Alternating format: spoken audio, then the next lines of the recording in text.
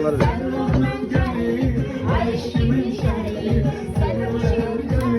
Şunu da yap. İki defa yukarı verirsin. Hadi.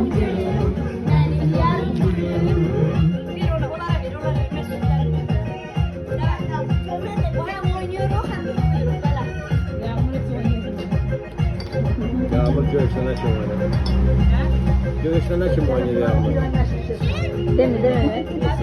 Oradan Gülüm gülüm, benim yarım gülüm. Gülüm gülüm gülüm, benim yarım gülüm.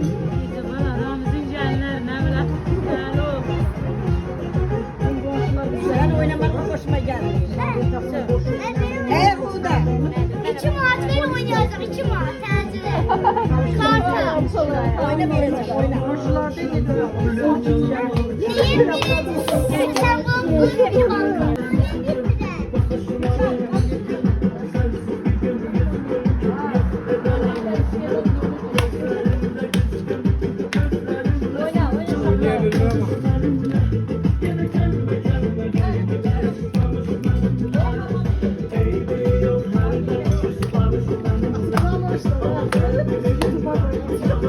Bak buraya kadar şimdi.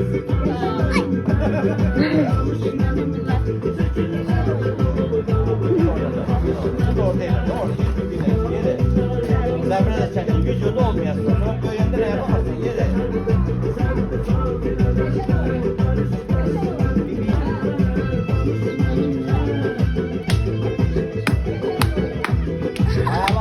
Dayalı. Orada. Bize bak, bize bak.